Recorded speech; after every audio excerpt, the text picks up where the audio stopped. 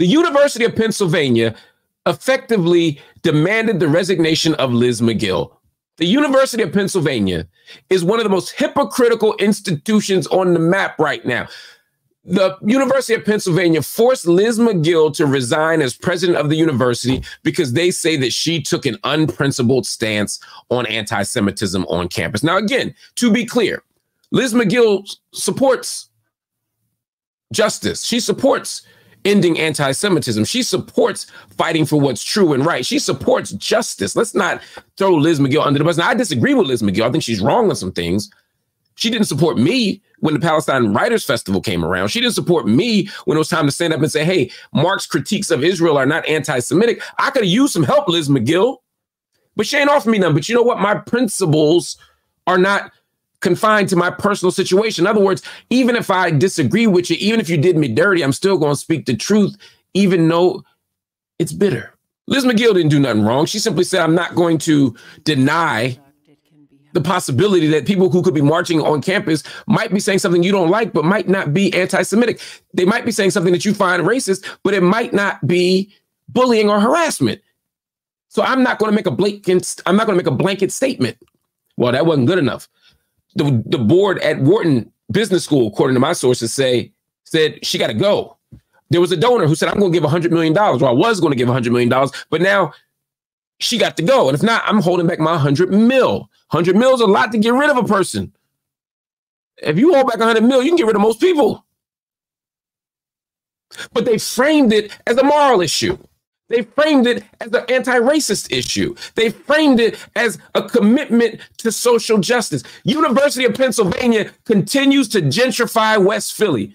Not one member of the board said anything about it. They continue to watch as villages, and I don't mean villages in Africa or in Latin America. I'm talking about in West Philly. There's a housing village that is getting evacuated. People are getting expelled from it.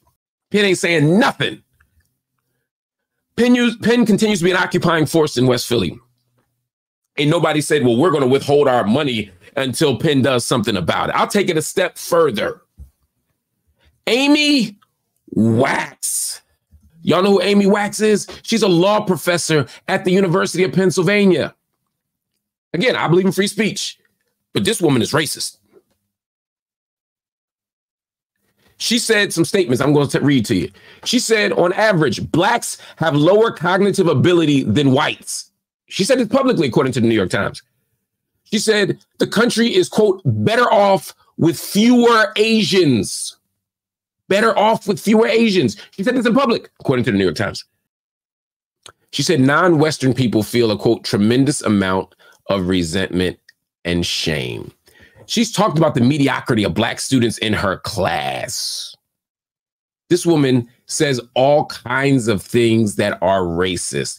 A 12-page complaint was written about Professor Wax that said, quote, she has a callous and flagrant disregard for students. They say that she has subjected students to, quote, intentional and incessant racist, sexist, xenophobic, and homophobic actions and statements. Again, racist, sexist, xenophobic, and homophobic actions and statements. The complaint says she's violated the university's non-discrimination policies and standards of professional competence.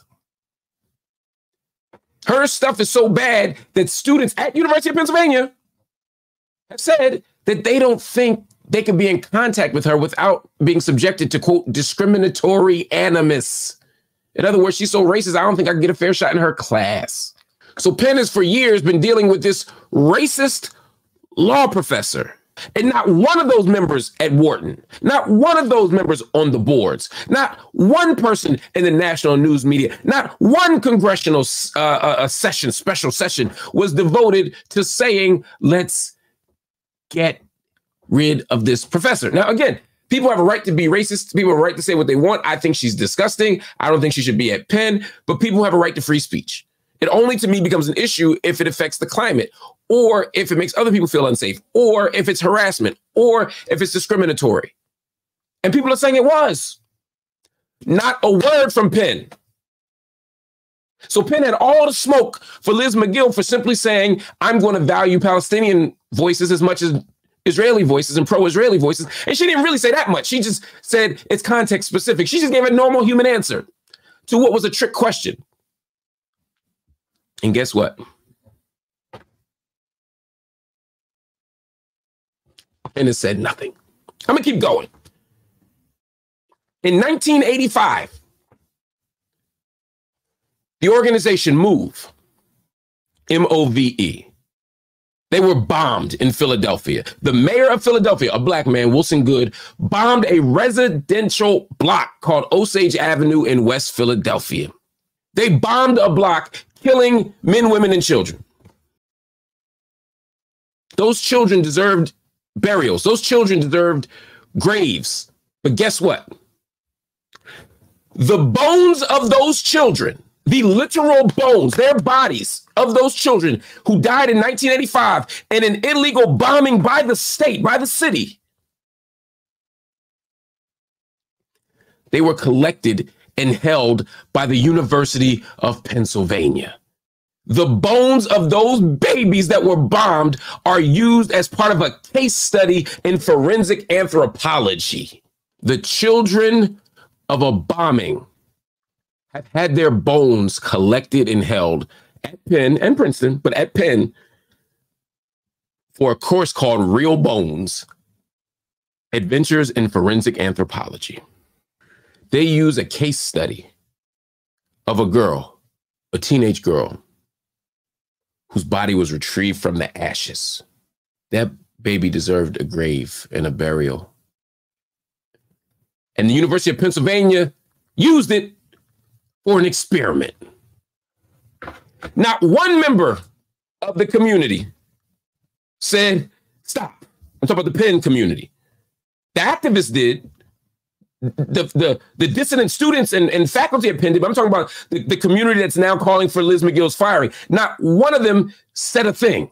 Not one board member said, I'm going to resign if we don't have justice for those babies. Not one person said, we're going to fire the anthropology professor who was responsible for this. Not one person called for justice at Penn, where they are pretending to be so morally committed to social justice that they have to demand the firing of a president, Liz McGill, simply because she didn't kowtow to the interests of a few and instead prioritize the interests of the community. I don't got to agree with Palestinians to say Palestinians deserve to have their voices heard. I ain't got to agree with Palestinians to say that they have a right to say what they want to say as long as it's not harassment or bullying and not be kicked off a campus. That's all she was saying implicitly. And they wouldn't allow that to happen. And I could almost understand that if, again, Penn didn't allow racist professors, if they had that same smoke for Amy Wax, if they had that same smoke for the anthropology department and anthropology professors who allowed the bones to be used in classes. Now, I'm not talking about most of the anthro department at Penn. They didn't know. Most of them are disgusted and outraged by it, too. They're telling the truth about this. I'm not dissing the anthro department at Penn. I'm saying that the board at Penn and these donors at Penn that are withholding their money to advance the Israeli state project of apartheid, they had nothing to say about dead black bones. They had nothing to say about racist white professors. So it lets you know where their priorities are. It lets you know what's really good. They don't care about justice. They care about just us. And we can't allow anybody to say just us. It got to be about everybody.